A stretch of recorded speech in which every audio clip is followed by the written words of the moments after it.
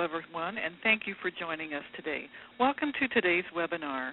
My name is Ramona Shesky, Member Services Manager of our organization. As you see from the slide in front of you, all audio is meant to come from your computer speakers. During the webinar, if you have questions, please use the chat feature on the right-hand side of the slide. All you need to do is enter your question in the chat box, and from the drop-down listing of panelist choices, please select my name, Ramona, as I'll be serving as our question moderator for today. Questions will be answered in a special Q&A segment later on in this program. This is being recorded, and I will post the recording on our website within the next 2 days.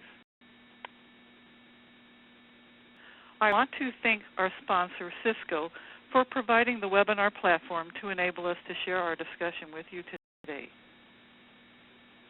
This time, I'd like to turn the presentation over to Kara Herbertson, our NASD CTEC Education Policy Analyst. Kara? Thanks, Renee, and thank you all for joining us. Today's webinar is called CTE, Keeping Adult Learners Competitive for High-Demand Jobs, and it accompanies the release of an issue brief of the same title, which is now available through the link provided here and also under the Resources tab on CareerTechorg. Through the webinar, we hope to explore questions such as how can adult learners best position themselves to secure jobs in high-demand fields, and how can employers upskill current employees so that they meet increasingly complex job demands. As we all know, finding a job today is more difficult than ever, and this isn't just an issue for young adults coming straight out of high school or post-secondary institutions. With increased automation and outsourcing, some jobs that were critical just years ago have become obsolete, and companies have had to resort to layoffs. Other adults have chosen to leave their careers to pursue different interests or to improve their skill sets in their current positions. A recent survey from the U.S. Chamber of Commerce showed that 3/4 of currently employed workers think continuing education is important for career success, and 3/4 of employers see increasing the number of individuals with a post-secondary degree or credential as a contributor to the success of their companies. CTE provides a pathway to success for adults. Research that CTE aligned to the Career Clusters framework is a gateway to training and qualifying individuals for high-demand jobs. A new report from Georgetown Center on Education and the Workforce, the National Research Center for CTE, and the state directors analyzes how labor market needs relate to the 16 career clusters and discusses implications for CTE. And click on the link here for access to that report. The report finds that nationally, the majority of jobs requiring some college or an associate degree by 2018 will be in one of the career clusters listed here. And some of the areas projected for the greatest job growth through 2018 include hospitality and tourism, marketing, sales and services, and business management and administration. But if these projections vary drastically by state and local needs, a state career clusters report is available here to help you access this information for your state. So we're about 2 programs that are preparing adults for high-demand jobs. Our speaker will be Ron Duggins. Ron is the director of the Center for Business Development at Meridian Technology Center in Stillwater, Oklahoma. And after Ron presents, we'll hear from Harry Snyder, who's the director of Adult Workforce Development at Great Oaks Institute of Technology and Career Development in Ohio. And if you have any questions throughout, please submit them to Ramona, and she'll be sure to ask them during the Q&A portion following the presentation. So we'll get started here with Ron. Welcome, everybody. I'm glad that you were able to participate with us today. I'm excited to be able to present this information to you as well. It's a different look at high demand maybe than most of you have seen before, but it's a very important one. So let's go ahead and get started. Entrepreneurship as a high-demand job. It's interesting to think about entrepreneurship as an occupation itself. You don't really see anywhere in the career clusters as entrepreneur one of the job descriptions necessarily, but very important. And it is really a very high-demand activity that we have within the national economy. And there are a few things we want to look at as we begin. And we'll scroll through these slides and about a few of these. I'm going to talk a little bit about jobs can be high demand. There first have to be jobs, period. And look at some numbers to show us how important new business creation is to the overall creation in the economy of jobs. So with some numbers there, some of those may be surprising to you. Entrepreneurship is a high-demand occupational choice. It is vital for our economy that we have more new businesses begin. That means we need more entrepreneurs. Therefore, it's the definition of a high demand. We must have this to have a vibrant, green, capitalist economy. So we've got to see what we can do to increase more entrepreneurship within our country. So on the macro level economy, entrepreneurship is a high demand economic activity. For the economy to remain strong, the production of innovative products and services, growth in new industries primarily comes from entrepreneurs and development of new jobs and really growth of whole new industries. And the one on this slide has to do with entrepreneurs look for a high demand market themselves. So once someone is in the role of entrepreneur, trying to get their business off the ground, their approach actually includes some of the concepts we're talking about today, and they'll be looking for high demand activity in which to focus their attention. Necessarily, as a job seeker might focus his or her attention in high demand industry, but the activity that the entrepreneur goes through looking at high demand market will lead to more jobs within that entrepreneur's business itself. So go on to the next slide. Now this has to do with job creation as a whole, and here's some, I think, going to be some interesting, surprising information for you. For 5 years or so, from 1980 to 2005, new firms, and firms are really from their birth to 5 years of age, can account for all net job growth in the United States.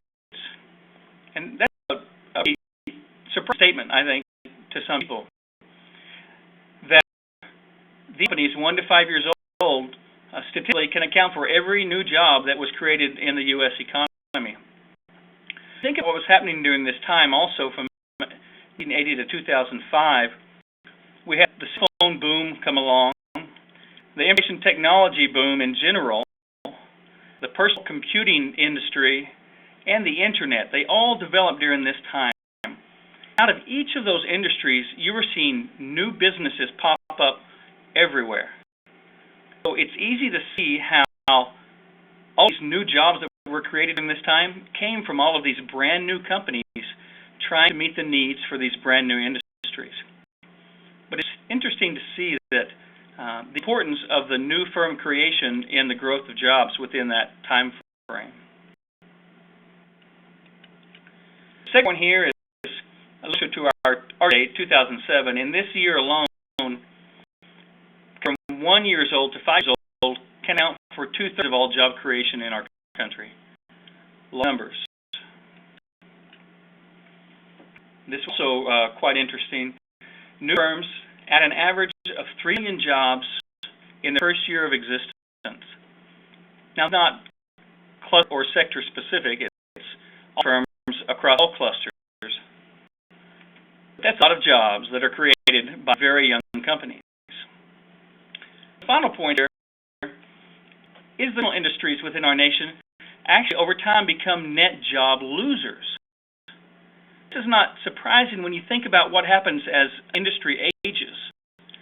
The industry matures, you have companies employing new technology, they're getting new innovations and efficiencies, they're requiring fewer workers.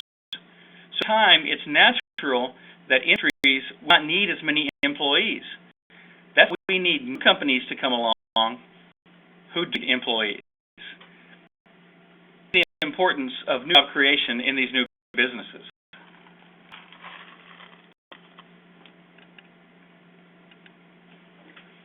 In the realm of what the entrepreneur does on a daily basis, they are looking for a high-end market. They have a product or service they're trying to sell. Within that product or service, they need to put into a growth area that will drive their sales. Essentially, it's a pretty simple concept. So they're looking for a growth market. If they find a growth market, if they're doing the appropriate marketing and business activity, they're going to see growing sales. Those growing sales are going to lead to need for more new jobs within those companies. So the entrepreneurs are looking for this high demand activity, looking for a niche. They're looking for an area of the economy that's really yearning for their product or service. If they meet that need, it grows their sales, and they need to hire more and more people. It's quite a simplistic look at what happens there, but essentially that is what the entrepreneur is doing as they're growing their business. The webinar specifically is looking at adults, and the general stereotype of entrepreneurs would be those recent college grads or those young adults who are sitting around in their garage. They've come up with some technology or some idea. Actually, though, we have the idea of young people engaged in this. We're going to have 3 age groupings up here, and take a second to think, as age groups, which area do you think has the highest rate of entrepreneurship today? And to that question, this age group, the 55 to 64-year-old age group. Considering demographics as a whole, with the baby boomers, the size of that population, this may be terribly surprising to some, but it only breaks the stereotype of who engaged in more entrepreneurship, young people, or what I call very experienced adults. And this clearly shows that it's the adults out there, those who spent their careers in some kind of business of some sort and are ready to take on the challenge of starting their own company. Not just a technology entrepreneur, and these people who are broadly defined as working in the technology fields. I've got age groups here as well. And the age group, or the average age of a technology entrepreneur when they start their technology business is 30 years old. So then, with the technology entrepreneurs, you're not looking at young people driving that activity.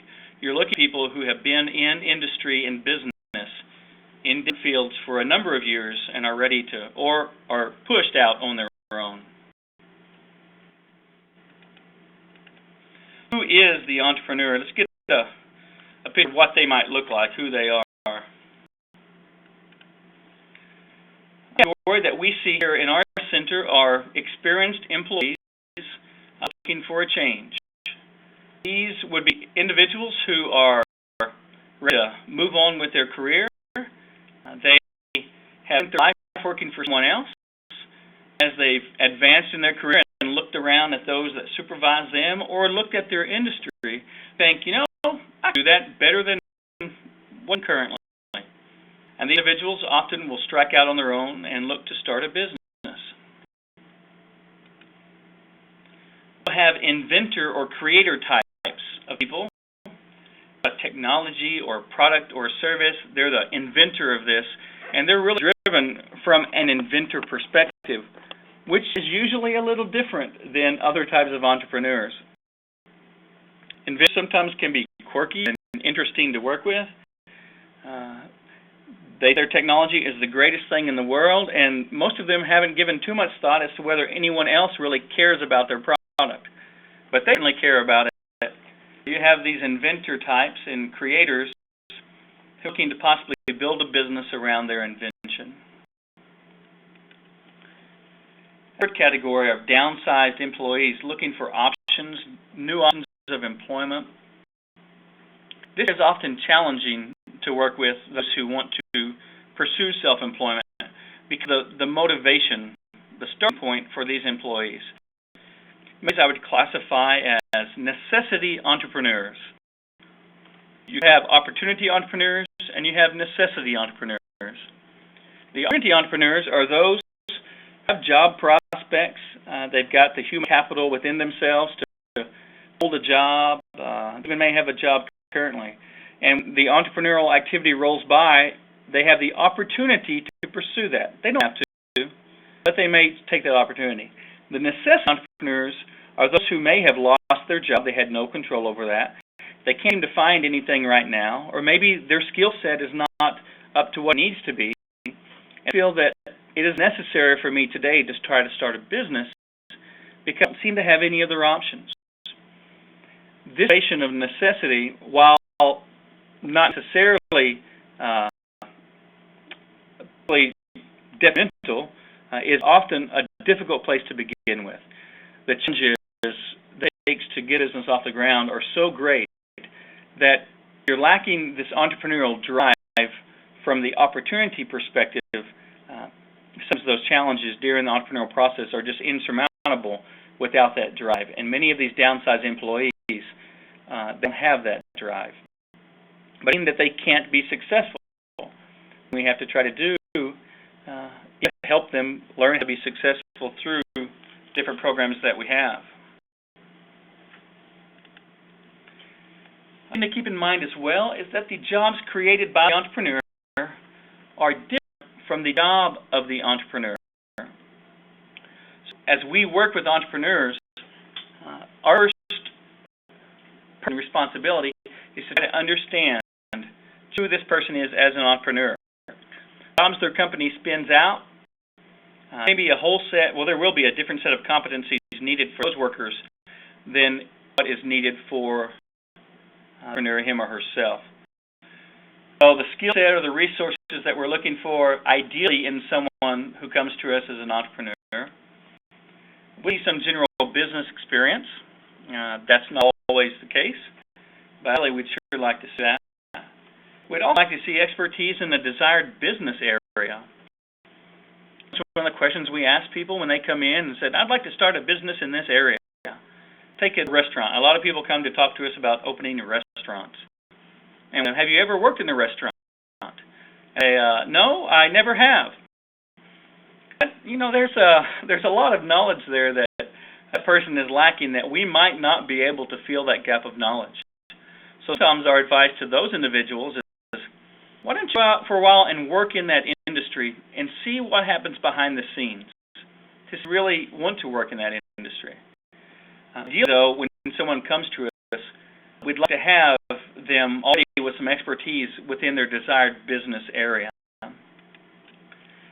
Ideally, we'd like to see some monetary and intellectual resources.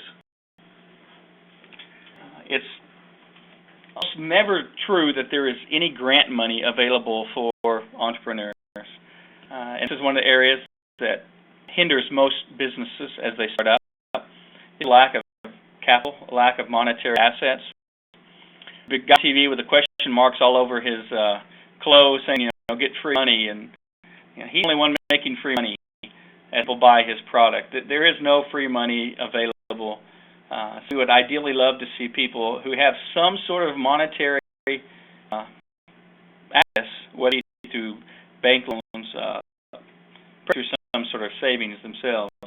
Certainly, the intellectual capacity, and by that I mean really this entrepreneurial approach that they have, those who are able to look around and see the broader world around them, engage in this activity.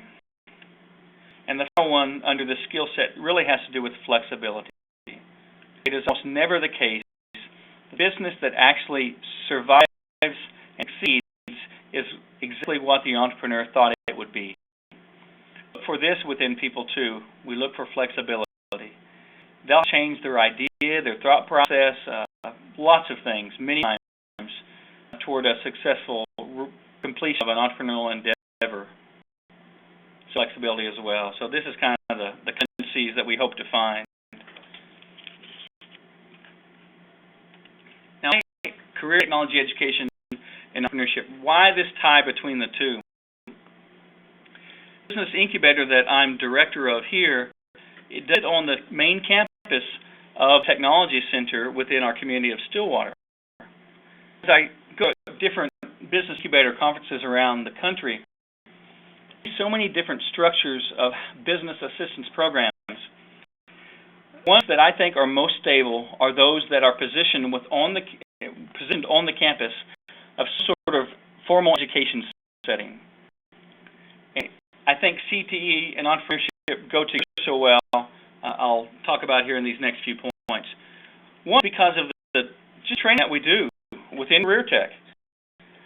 Of our programs, and I can think of, I looked at the career clusters again today, the 16 clusters, and I can think of dozens and dozens of self-employment opportunities within each of those clusters that we're training for. Things that we might need to be doing a little differently are talk about entrepreneurship, each of those programs. So the traditional trades, the manufacturing, the welding, the HVAC, any of those, if all those contractors to come out and work for you, someone had to start that business. And likely those individuals were trained in a career and technology environment. So the training that we offer really lends itself to employment opportunities. The mission of CTE, to directly affect the economies in the workforce in the environment that we're in, the workforce of those within our communities. And that we handle every day, affecting these economies and the workforce plays right into what happens when we create new companies. I talked about earlier a little bit about the economic impact of these new companies. Entrepreneurship plays directly into our mission.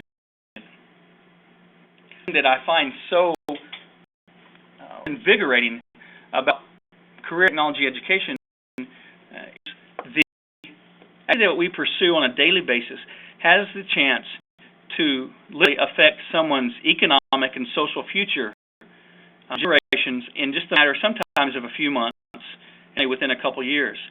You can use the economic destiny and destiny of a family group through the career and technology training programs that we pursue.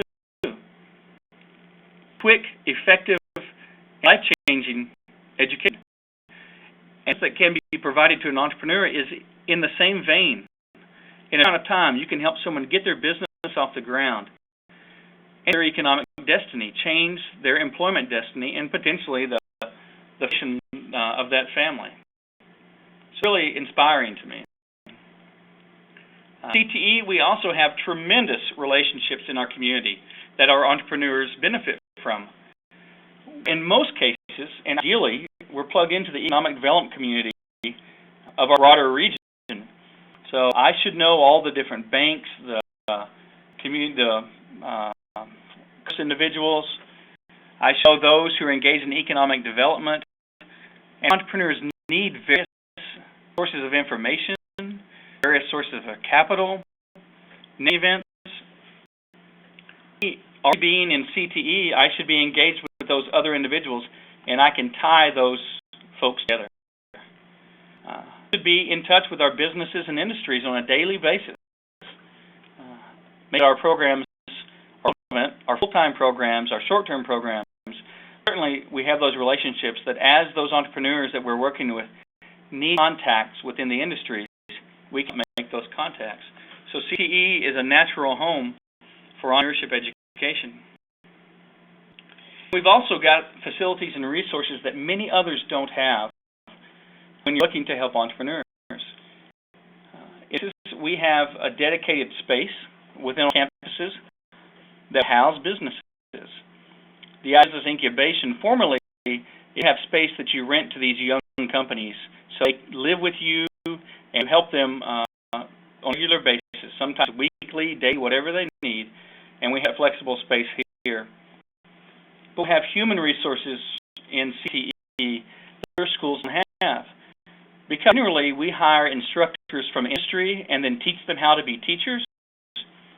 Those instructors have been engaged in those industries and are valuable sources of information, potentially, for the entrepreneurs that we work with.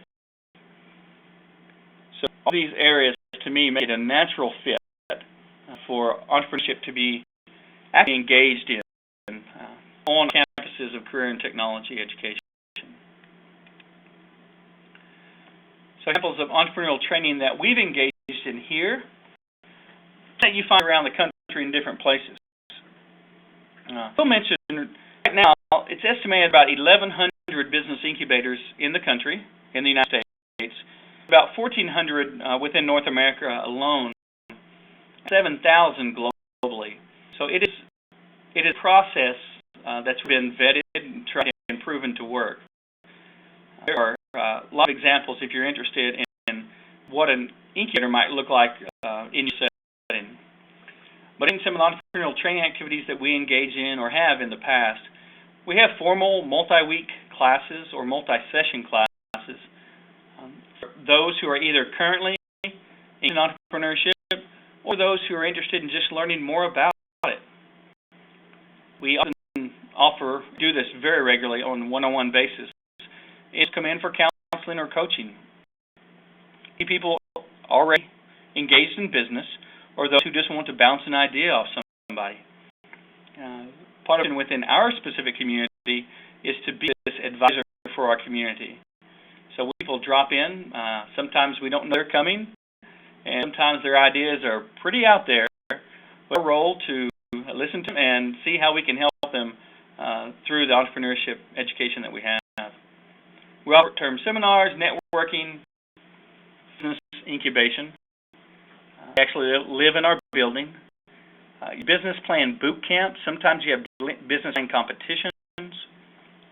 Lots of different types of training that might take place with an entrepreneur. As you help an entrepreneur in your community, you might do it through a formal business incubation program like I've mentioned, where you targeted services and information.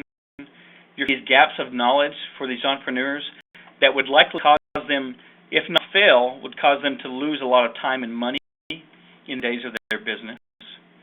My assistant director and I are very closely connected all over the state, lots of different resources. So one of the most valuable things we provide is really our Rolodex network of contacts. So we connect these entrepreneurs with the individuals they need to know or be in contact with to be successful.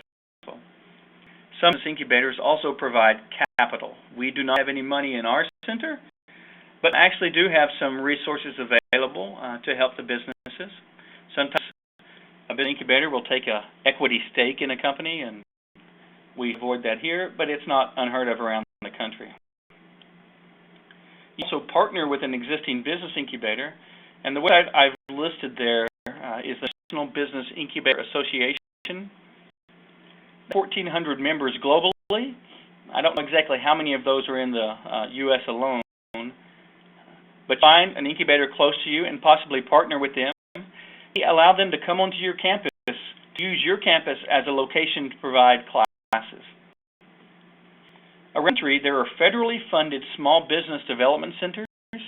These are offices that are funded through the U.S. Department of Commerce.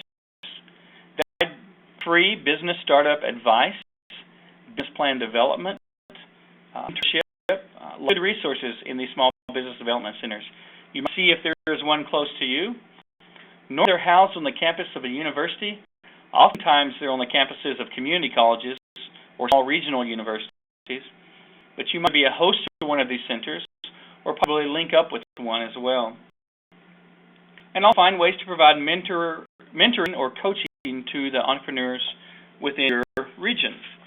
These are all different ways that you might assist in developing entrepreneurs within your area.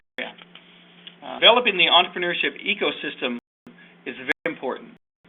And as we've looked at briefly, the sheer number of jobs created by new businesses really drives the growth of our economy. So it's a very important activity and one that I'm very proud to work in, and one that I also think that career technology education institutions could be even more involved in than been in the past.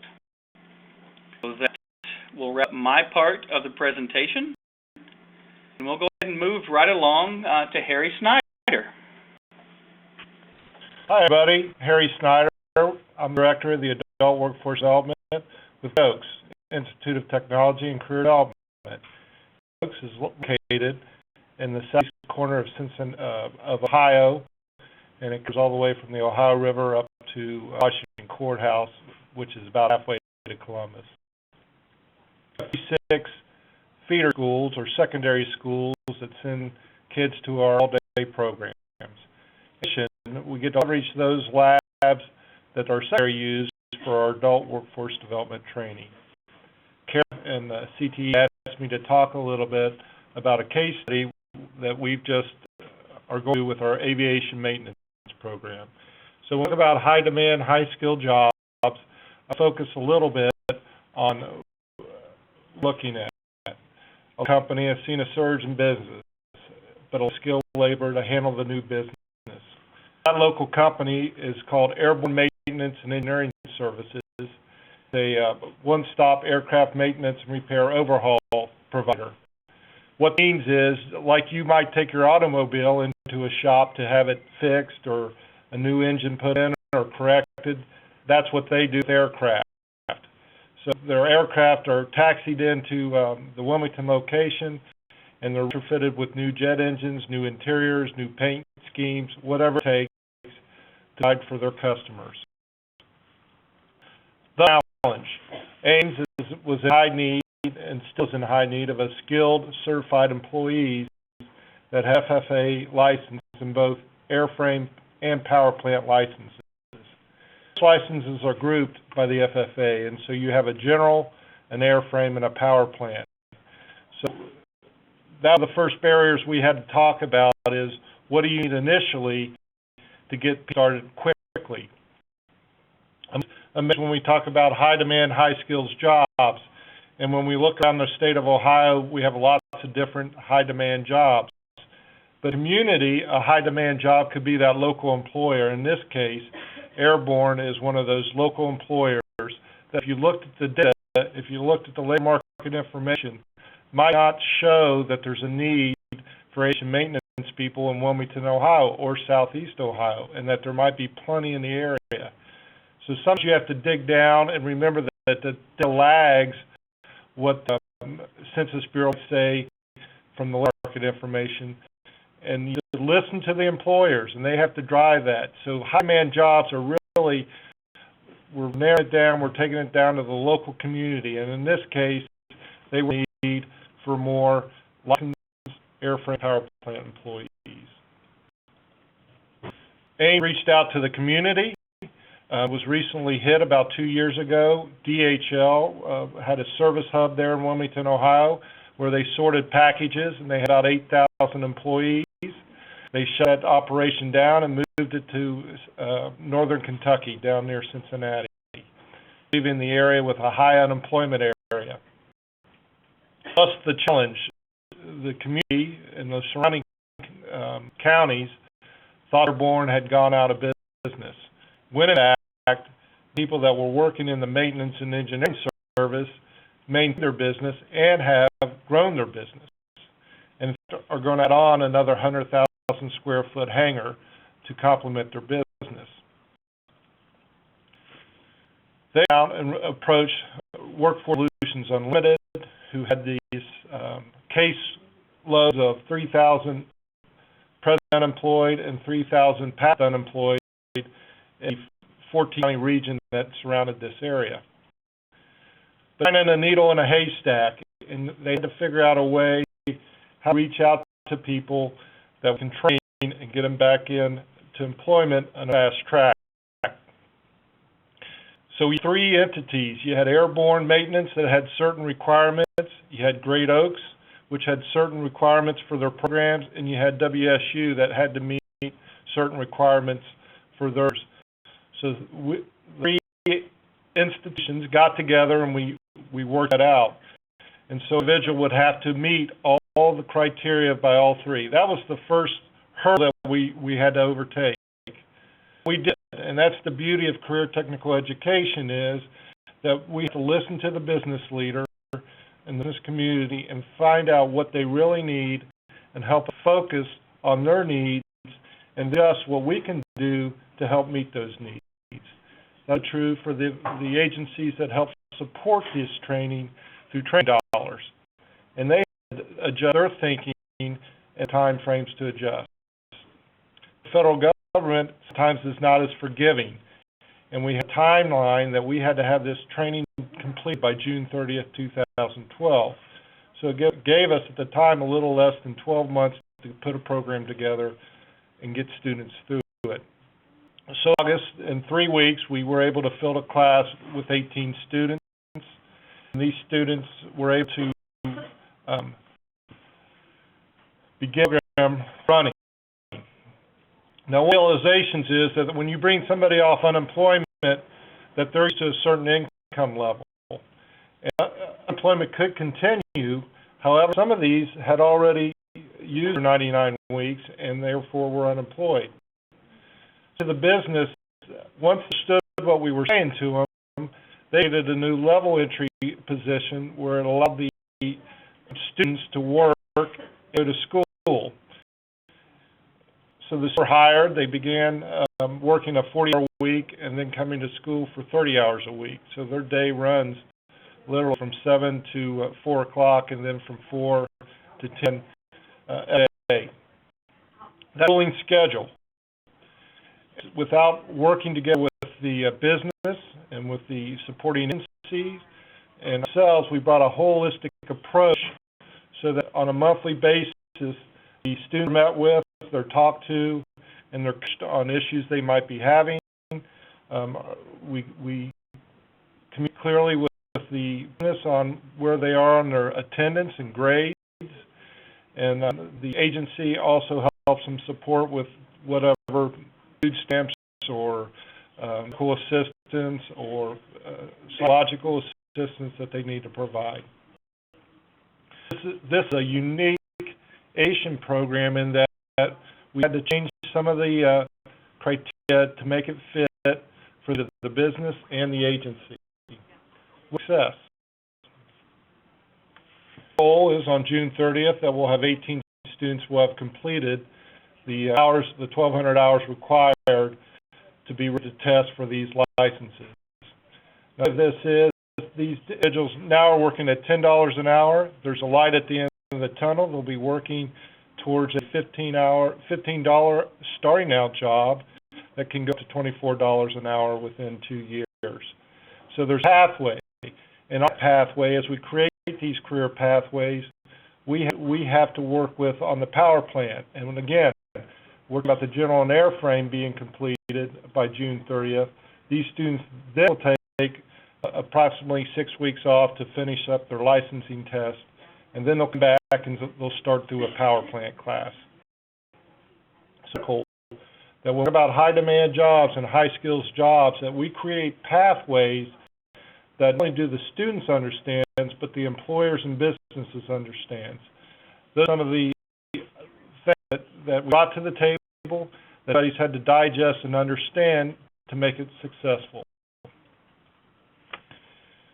The area I always hear, and I just had a meeting with our Workforce Investment Board this morning and talked about the issues of listening to business. And those discussions have to be business-led. It doesn't that business gets the right to tell us how we train or what we need to do, but business needs to understand, we need to understand what business needs, and business needs to understand some of our barriers that we create ourselves. So the lesson we learned in this, with the business sitting at the table, as we talk about each student, as we talk about some of the barriers, you can see human resource people's eyes lighting up that they get it. They understand the difficulty of the students now, they understand the difficulty of the curriculum, and so we're working. So what's now come about is that as those employees work over at Airborne, they come to the classroom, whatever being taught, the students then say, oh, we've been working on that, and the direct correlation to their work and what's being taught. And the are putting on not only in the students, but also with the employers, because then that student then goes back and goes, oh, I now understand how to do this task, I can do it. Now, the agencies and educational institutions have to learn about flexibility. We're so driven sometimes by financial aid, by the funding sources, that we forget that there's other barriers out there that we don't take into reaction. Thus, when somebody's working 40 hours a week and then to school for 30 hours a week, that leaves very little time for families. and their lifestyle. So we had to build into our program opportunities to make up. We've had students that have family issues that, Friday night football where their son might be the star quarterback. And so learned how to adjust that by still meeting all the demands of the curriculum and the FAA's requirements. But to be realistic, that as we move people through career pathways, that they are people, and that we have rules and regulations. We got to figure out a way creatively how to get rid of those barriers. I've had a lot of training over the years. I've been with Great Oaks for 15 years, and this is probably one of the most motivated group of students I've ever seen. They've been employed. They like the experience of not being able to provide for their families or to have opportunity to advance into a job. They've had a job ripped away from them. So they're motivated students. Our attendance levels have to be at 100% for FAA requirements. And if you miss, they have to make up. So there's a constant opportunity that they have to hit that 100% constantly, and they're doing it. The other idea is they're their knowledge from the work, the classroom, and vice versa, the classroom knowledge back to the work. This is just an exciting opportunity for all of CTE to embrace and work with companies to try to make something like this happen. The thing is that as about, and I appreciate Ron's discussion about entrepreneurs, because that's what we have to teach all our CTE students. And we have 13 programs in our campuses, and the additional 3 programs that we work with other providers.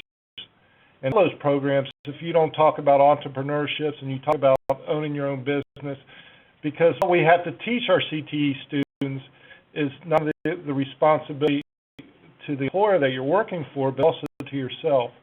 And as an entrepreneur, you got to get up every day, and you got to show up to work. You got to show those soft skills. You got to expect what you expect out of other people. And so it's refreshing that CTE brings those soft skills to the curriculum and to our teaching delivery methods. That's our case study. I zip that pretty quick to respect our time in this program. I'm open for questions. I'll turn it back over to Sarah. Thanks so much, Harry. And I think Ramona at this time is going to do the Q&A. I certainly will. Thanks, Kara. Well, we do have several questions. There has been a lot of back and forth buzzing in the chat function. We do have a few moments to take more questions if anyone would like to do so. As you can see, the emails for Ron and Harry are in front of you. If you have a particular detailed question that you'd like to send to them, they would be happy to respond to you. And before I dive into the questions, I just want to share that Carol Robertson is going to be releasing an issue brief that is going to be, I believe it's going to be released tomorrow. Is that correct, Kara? Sorry about that. Today, actually, it's up on our website today. Oh, excellent. Okay. It is entitled CTE, Keeping Adult Learners Competitive for High-Demand Jobs, and it will include more information on what we've heard today. The way to access that is to go into CareerTech.org, look up Policy and Legislation tab, and then click Issues, Briefs, and Papers. So I want to thank Kara for releasing that, and it ties in nicely with our webinar. And let's go ahead and get started on our questions. And the first question I'm going to ask Ron. This question is directed to you, and it is, how do you help ensure that your adult clients are gearing their ideas toward high-demand fields? Okay, this is a very good question, and this is one of the root issues we often have with people who come in with ideas, is they haven't done or they're not aware of real good market information about these fields. So what we will do with these individuals through various free federal sources as well as some paid databases, we get market information about what fields are growing right now, what the outlook is, just as we get from the Fed's information outlook for the number of new jobs, say, that aerospace will need in the next 10 years. We also get data about what is of growth can be found and what niches can be found within certain economic or certain fields as far as the selling of goods. So we work with that individual through our process of working through business plan development or process of just vetting their idea. One of their jobs, one of the assignments that we give them, use sources, is to root out this information for themselves. If you can't find that there's anyone who would really pay for their idea or their service, then that goes a long ways into helping them understand that maybe they shouldn't be investigating this. But there's sources out there, free federal sources, and paid services that can help us determine this information. Excellent. Thank you so much, Ron. Our next question is for Harry. And Harry, one of our attendees entered this chat question, and they wanted to find out, do you have any suggestions for TE schools hoping to develop similar partnerships? And how do you start this process? Ron touched on it a little bit too. You've been networking. You're involved in your workforce investment boards. We have headed a consortium with our local community colleges and universities and other career centers, building relationships with each other. I talked about one of the things that we need to do a program. We have an electric lineman program that another career center is on our campus. They run it, they're students. I just provide a place for them to do it. And through that, they've opened their doors to me for some programming at their campuses. Same thing with the local community college. We've hit over our licensed practical nurse program. So I think you have to build those relationships and those trusts. You have to be willing to say no if you can't do it. Sometimes we have the tendency that we can do everything, and you have to realize your limitations, and that helps you build credibility with the business community. If you're able to say, I don't have that answer, but I'll find that answer, or I'll find a provider that will help you with that answer. Excellent.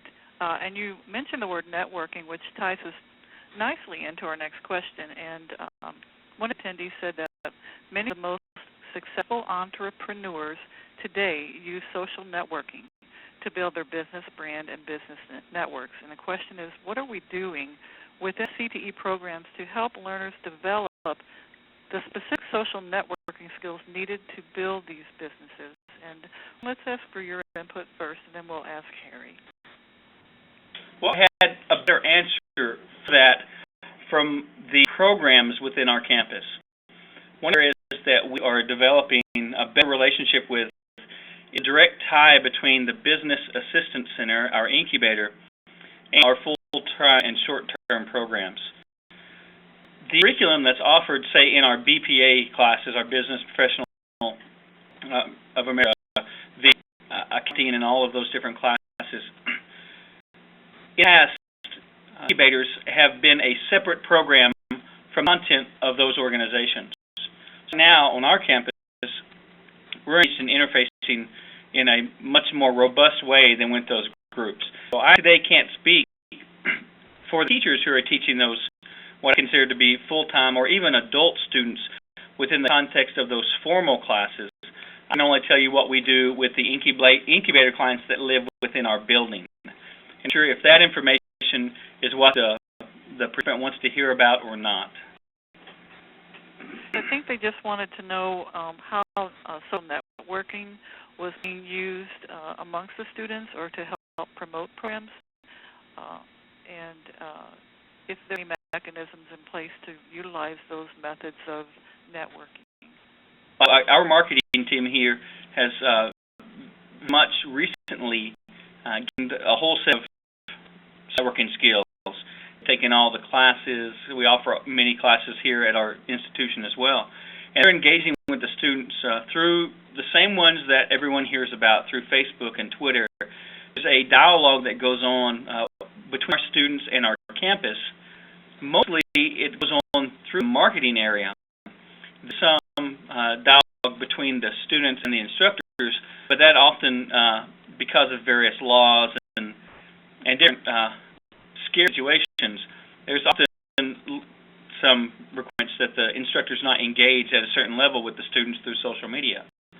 As far as communicating the school activities with the students, our institution is using social media quite vibrantly on the communication side. Do you think that the students are being taught or instructed, maybe through marketing programs, the means to use social networking to build their business brands and their business networks? I am not sure if they're being taught that specifically to apply to potentially building a business. If they are, those would show up within those business classes, but I'm not aware, yes or no, to that on our campus. It certainly would be a skill needed. One of the issues is the students already are more advanced than most of our instructors in those areas. They would be taking their current skills that they're networking with their friends and reinventing those skills to use in building a business. So you would take their current knowledge and repurpose that knowledge for a consumer setting. Excellent. Do you have anything to add about that? Yeah, I'd love to add something because I touched on some stuff that we try to do here at Oaks. Each of our programs has an advisory committee, active advisory committee. And those active advisory committees are usually past students that are now entrepreneurs. They own their own business. And we can come out and talk in front of the students on expectations of employees and also their career path, how they got to where they are. Highlight our entrepreneurs as a organization. Next week we'll have 3 more inducted into our Hall of Fame, we call it. But constantly put that out in front of the students, and we ask our advisory committees, and then we do some other cross-networking. And this has happened about a couple of years ago, but we started bringing our programs together once a month with a speaker, one of the advisory committee speakers, talking about soft skills, expectations. But through that, Facebook has become a of our students where they get together and blog, and there's positive, there's negatives, but it's reality, and it's how you manage that, the Facebook environment or the Twitter environment that brings credibility to your programs. We have students out there talking about it. We think that our programs benefit from students talking about what's good about it, what's wrong with it, or whatever their issues are. So during that conversation, we also are telling students that you got to realize that employers are also using Facebook to investigate you. So there is, and Ron touched on it, a lot of our students are older, but we also have some younger students that aren't scared to use that technology, and an opportunity for them to help other classmates learn how to use that technology. So there's a lot of dynamics happening in the classroom that 5 years ago didn't exist. And I think we're just now seeing that paradigm shift where technology is going to continue to be an intricate part, not of our lives, but also to the employment and to the entrepreneurships in these programs. Excellent. Well, you're talking about students and working. Let's shift over a moment to student organizations. And Harry, we'll just pick up and then we'll have Ron follow up. The question is, what student organizations support entrepreneurship among learners? And are student organizations open to adult or post-secondary learners? The welding program has joined the National Welding Institute. There's a professional organization that provides leadership building skills. But our other adult programs have not. Our secondary programs, so all are members of DECA, FCLA, Skill USA, and all of those have an entrepreneur part to them that the students are encouraged to do. And I would echo about the adults, about the secondary students in all those different student organizations at our campus. Many of the organizations here in Oklahoma also have adult side to membership. So in Oklahoma, at least, the adults in those organizations are welcomed, and there are specific contests geared toward adults as well. On campus here, I know specifically the Business Professionals of America, they have an entrepreneurship contest geared specifically toward entrepreneurship, in which the students have to basically develop a business and a business plan.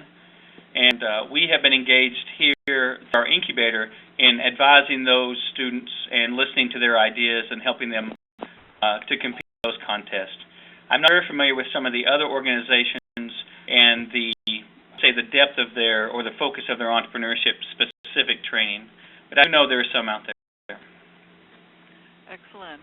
Okay, I do have a last moment question, and let me just share it with both of you gentlemen and see if either one of you would like to pick up the ball on this one.